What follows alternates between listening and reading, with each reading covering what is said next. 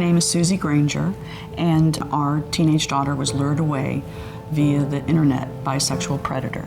My name is Robert Cook. My oldest daughter, Rachel, disappeared while jogging in our neighborhood in 2002.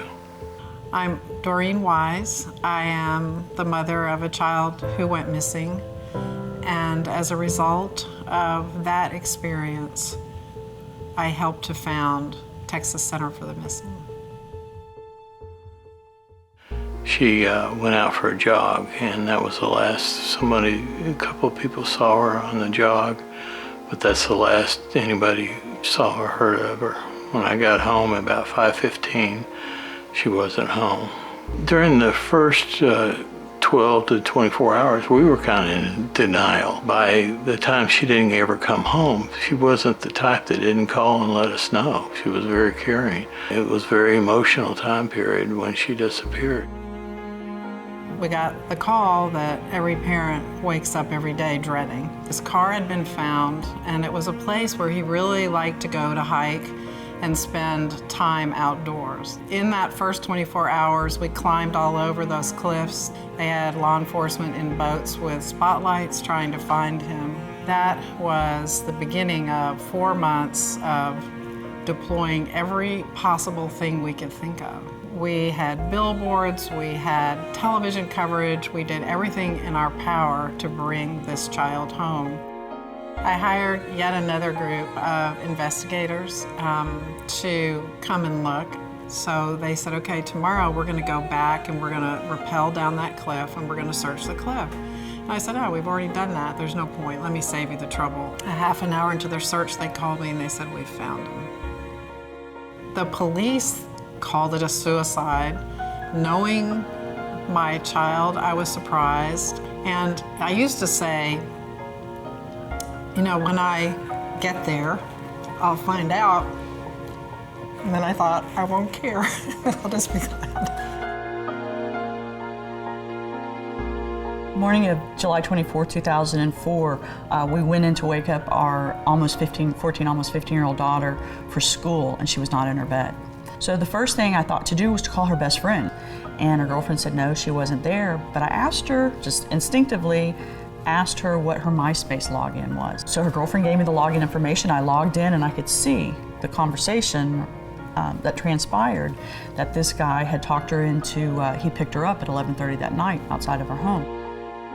Once the Texas Center for the Missing got involved, they did create an Amber Alert. Typically when a 14, almost 15-year-old child is not at home, they consider it a runaway. But because we were able to track through the computer in MySpace that she had been lured away by an internet predator, it made it suitable for an Amber Alert. Shortly after noon that day, they found her in a home in Clear Lake, not far from our home. And she had been sexually assaulted by several people. They had taken a razor knife and carved X's across her pelvis. And I was so devastated. You know, how can this happen to my child? How could I let this happen to my child? It's a pivotal point in my life. It was the worst day ever. I was very close to my mother, and it was the first day that I was glad my mother wasn't alive, because that would have killed her. It was a very hard day. We didn't know about the organizations until probably about 5 days later or so.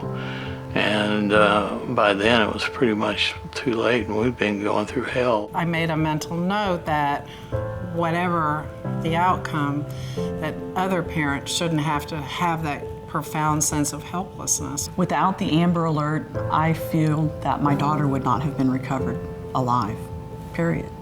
You need both support with a case. You need support to help you get through it.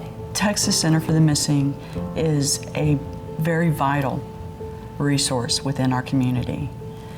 I am involved with Texas Center for the Missing to pay back what's been given to me, and I can never pay it back enough. I got my child back.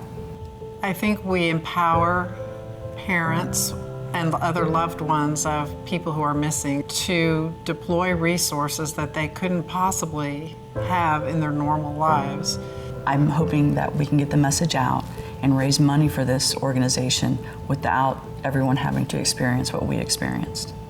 No one's immune, and you feel cheated and like you failed in some way as a parent if your child doesn't outlive you. We are a nonprofit. We are not funded in any federal, state, city, local government in any way. It's solely through the love and kindness from the men and women in our community that are concerned with children being safe.